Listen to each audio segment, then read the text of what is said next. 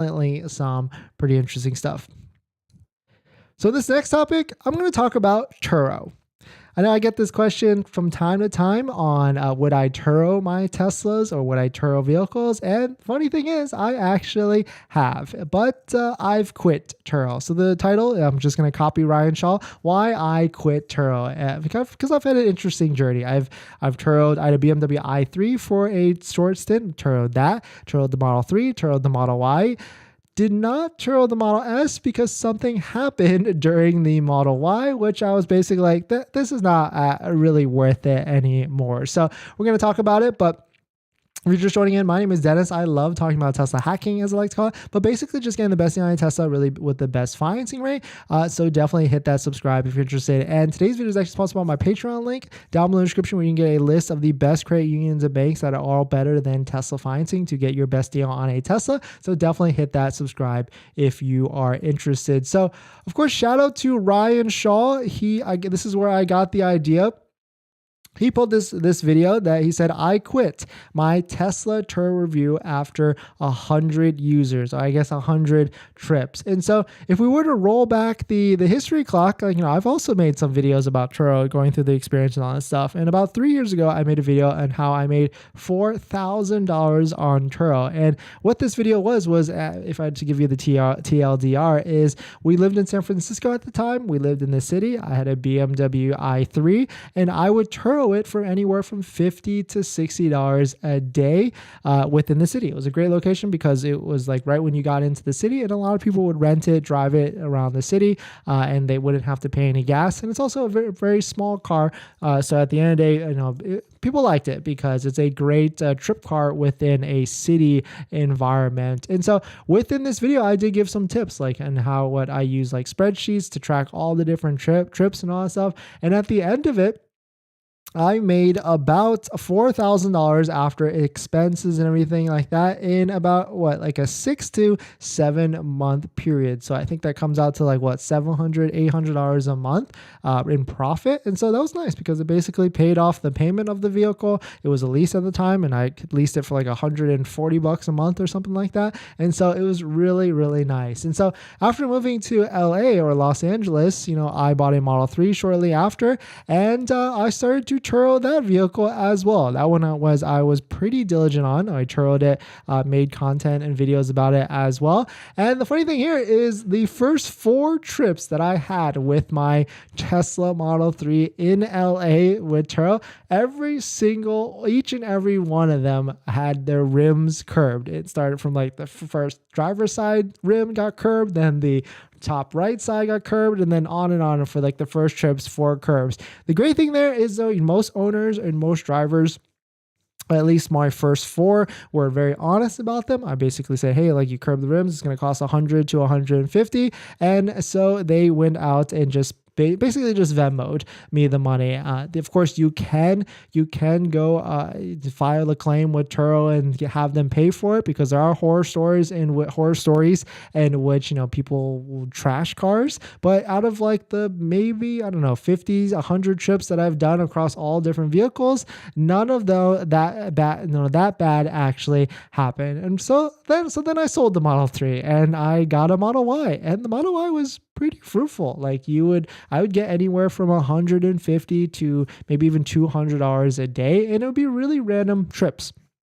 People would rent it when they come in for traveling, of course, and that would be great. And then some people just wanted to rent it and just go to work and come back to drive it as well. So it was really nice. And I probably did it 6 or 7 times before I finally got an interesting Turo rental.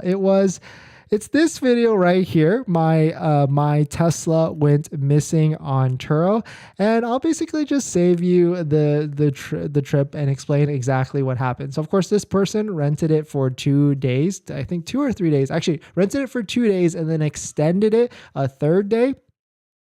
And so they drove all over the place, because the great thing with Teslas is you can track the car. You can track it wherever it goes. And he was driving literally all over the place. So he must have been, just going all over the place. And he even at one point, I had some range anxiety for him, because he drove the vehicle all the way down to 0%, and then but finally made it to a charger and everything was fine.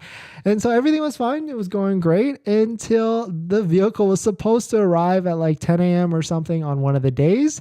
And of course, it didn't. It did not arrive. Of course, I tried calling the owner, tried messaging them, and the person did not pick up, did not respond. But the good thing with Tesla is you can see exactly where your car is. You can see that it's on. Of course, you can view the cameras now, but at the time you couldn't. And so of course I called Turo to ask them what should I do, and they basically said just hold tight. And I was like, well, I know exactly where the car is. Can I go get it? And they're like, I guess you can go get it. And so of course that's what I did. I jumped in an Uber, drove about 30 minutes, and it's also captured in this video where I literally record myself walking up to the Model Y, jumping in and driving away.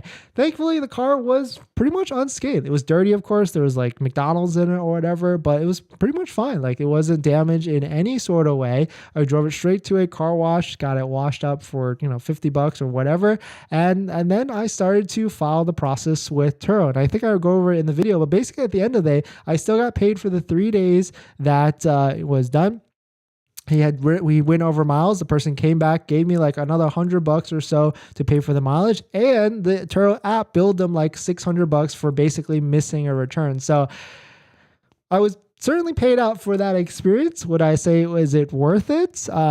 Potentially it was good. It was an interesting video, I guess. But that's kind of why I stopped doing Turo. And also it's kind of just not worth it at the end of the day. Cause like, what if, right? What if I'm in a lot of Facebook groups on Turo, and there's like forums on Reddit and stuff like that on Turo. So if you're interested in Turo, I guess my TLDR is, go to Reddit, go to Facebook groups, look up like stories, and kind of see. Just go. Of course, that's probably a collection of what is the worst thing that can actually happen.